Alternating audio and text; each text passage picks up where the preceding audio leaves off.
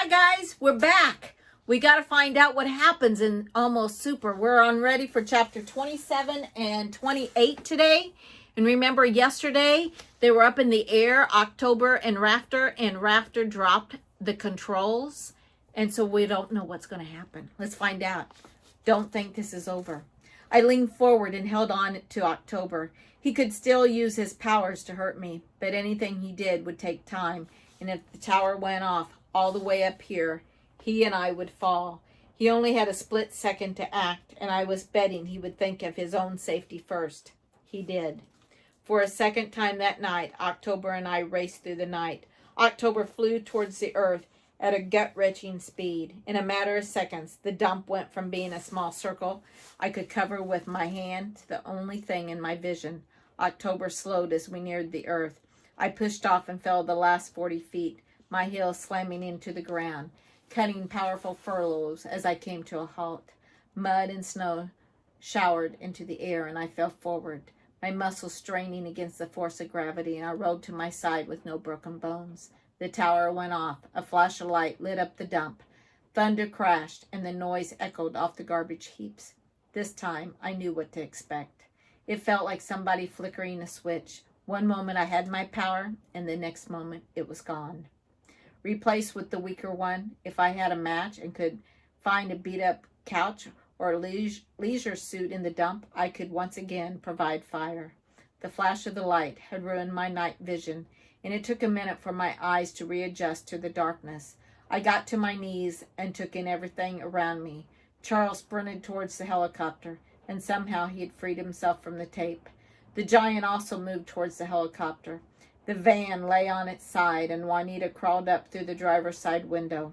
October stepped towards me, shaking with rage. I scanned the ground, looking for the phone, and I saw shards of plastic and broken circuits a few feet away. Of course, the phone wouldn't have survived the fall. I fell backwards, watching in fear as October approached. But then Benny was there, pulling me to my feet, and Juanita hustled over, fierce and unafraid. I stood, and the three of us faced the villain. October seethed. You spent all this time trying to get your power, and when you finally have it, you throw it away. I stared at him, not knowing what to say. October spit out his words. You're a fool. No, Benny said. He's a superhero. I could see the hatred in October's face, but it was calculating hatred. Hatred that could wait to get revenge. As far as he was concerned, October Jones was once again in control. Don't think this is over, he said. Now I know your name, Rafter Bailey, and believe me, that's not a good thing. Shooting one last glance at the three of us, he turned and strode towards his helicopter. Benny stepped forward, but I grabbed his coat and held him back. We can stop him, Benny said. He's nothing but an old geezer now. He has no powers. I shook my head. He's anything but an old geezer, I said. Plus, he still has that giant on his side. And who knows what kind of weapons he might have in the helicopter. Let's not push our luck. October got into the helicopter and sat behind the controls. The engines whined, and a moment later the aircraft lifted a dozen feet into the air. The helicopter slowly turned until it was pointing at the tower. A single missile streaked across the dump, slamming into the side of the RV. It burst into flames, and the fire licked the wooden tower. In another minute, the tower leaned and then crashed to the ground. The white spear burned. Silence settled over the dump, and my legs felt like rubber. I sank to the ground. The solid earth felt good. Benny stared into the sky, and I could read his expression. Juanita watched the tower burn, and her face flickered orange and red. I'd lost my real power, and with the tower destroyed, I had no idea how to get it back. But in that moment, sitting in the dump with my brother and my friend, I didn't care. Oh, I still wanted my power. Somehow I'd figure out how to fix everything. But for now, it didn't matter, because right then, for the first time in my life, I felt almost super. Chapter 28. You can't just ignore the laws of mathematics. One by one, my family members arrived. One by one, they got out of their cars, and without even a beat's hesitation, started yelling at members of the other family. Adults standing there in their supersuits, shaking fists and spitting. There was even the occasional headlock and chest poke. Juanita, Benny, and I just stood there. Dad, who had apparently been caught up in a yelling match with the Johnson, finally spotted Benny and me and seemed to remember why he was there. He threw his hands up in the air, spun on his heels, and walked over towards us. I thought you said you two were in trouble. We all lost our powers again on the way over. Ah, he pointed to Juanita. I see you captured a Johnson. Is she the trouble? He shook his fist. Juanita's dad was standing close. You think the 3 Baileys are enough to capture my daughter? Mr. Johnson turned his head and spit. I hate to tell you this, but she has you outnumbered. How could we be outnumbered? Dad asked. There are 3 of us and 1 of her. You can't just ignore the laws of mathematics. I rolled my eyes. Dad, this is Juanita Johnson. She helped us. She helped you? You mean with this? Dad motioned at the burning tower. Yeah, that sounds about right. Anytime a Johnson helps out. Dad made air quotes with his fingers. This is usually how it ends up. Although, I have to admit, that's really nice fire. Juanita's dad stepped forward with his finger raised. I could tell he was going to engage in some chest poking. Dad, I shouted. Mr. Johnson, I have something to tell both of you, and I want you to listen without interrupting. Dad looked like he might protest and then folded his arms and waited. Mr. Johnson turned his back to me, but he didn't walk away. While the rest of the families yelled and rustled around us, I told them, both of the adults, everything I knew about the Joneses, about how Grandpa Jones was keeping our families fighting so that he could do whatever he wanted without interfering from the superheroes.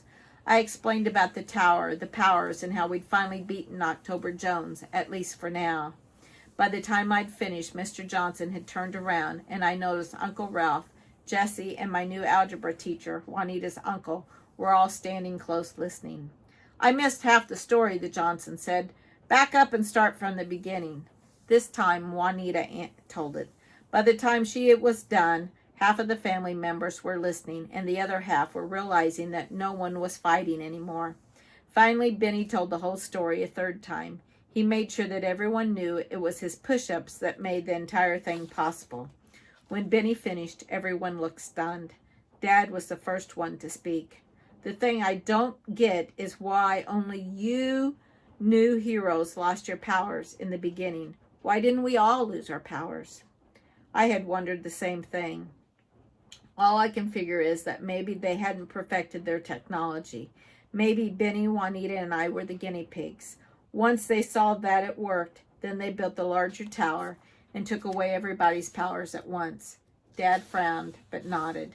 I guess we won't know for sure unless we track one of them down. No one said anything for several moments. I took a deep breath. This was the hard part. We all have worthless powers now, I said, and we're up against an entire family of supervillains who could either have another device to give them their powers back, or at the very least know how to make one. I paused and let that sink in.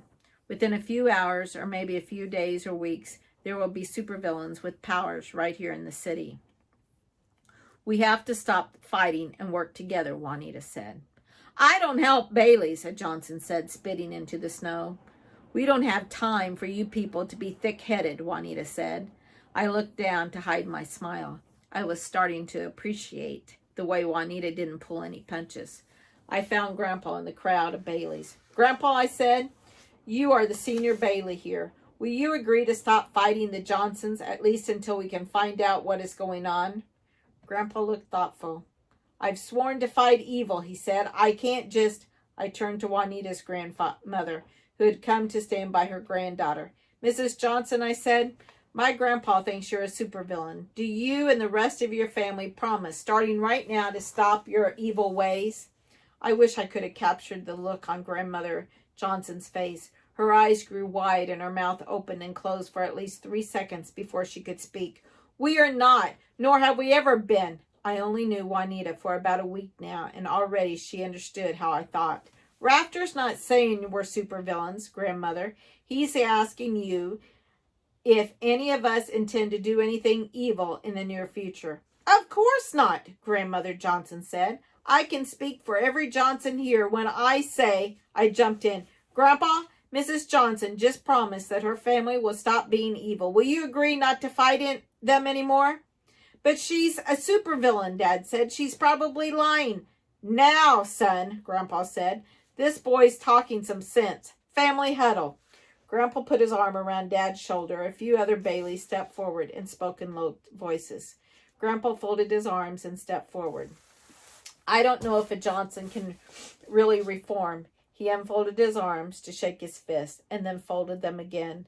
But as a superhero, I believe in mercy and justice. We won't battle any of you villains until we hear of you. Not here, I said. The Joneses will just call us up pretending to be citizens, and we'll be fighting again tomorrow morning. You have to actually see them doing something wrong. Grandpa folded his arms and blew air through his mustache. Okay, until we see them doing something worth battling against. Done, I shouted. Mrs. Johnson, will you agree the same thing? If my family promises not to do any more evil, will you promise not to fight us? Grandmother Johnson stared at Grandpa, her fingernails tapping her glass cane. I must point out, Dad said, raising a finger, that our family has never done any evil in the first place. Grandmother Johnson continued to tap her fingernails and then turned to Grandpa. I don't know if it was a Jones or a Bailey that stole our powers. She paused long enough to spit. But I know evil when I see it. If there really is a new family in town, then my granddaughter is right. We must put aside our differences and focus our energies. For a moment, no one said anything. I felt like I was trying to catch a bubble without breaking it. I'll be watching you, Mrs. Johnson, Grandpa finally said. And I you, Mr. Bailey, Grandmother Johnson replied. With that, she turned and walked towards one of the cars. In a moment, both Baileys and Johnsons had separated and were talking among themselves. Dad came over and put his arms around me and Benny. I'm proud of you, boys. Let's get you home and you can tell me all about your first battle. I'm sorry I missed it. We'll be there in a second, Dad, I said. He raised an eyebrow and I looked over at Juanita, who was talking to her dad. Yes. Dad went and stood by his car. Juanita left her dad and came over to stand by me and Benny. And for a moment, none of us said anything. Then Benny started grinning, and the next thing I knew, we were all laughing. We did it, didn't we? I said. I mean, we finally really did it. Maybe, Juanita said. How long do you think the truce will last? I could hear doubt in her voice. I bet Aunt Verna has already tried to pull over one of your relatives for speeding, Benny said. I don't know, I said. I think it will last. Did you see what happened there at the end? Juanita looked at me confused, and she shook her head. Both of them said the other person's name, I said. Juanita got it. Grandma didn't spit, and Grandpa didn't shake his fist, Benny replied. I nodded. Maybe this truce will stick after all. Benny started jogging in place. We have got to get our real powers back. That was so cool. What are we going to do next? I shrugged. We put our bikes in the trunk and go home. No, Benny said. After that, are we going to track down October Jones? Juanita looked at me, waiting for an answer. There was so much to do, and I didn't know where to start. I looked from Benny to Juanita and then smiled. We'll wing it. And that's the end of chapter 28. Guys, we only have one more chapter. I'll see you tomorrow as we finish up the book of Almost Super. Happy reading.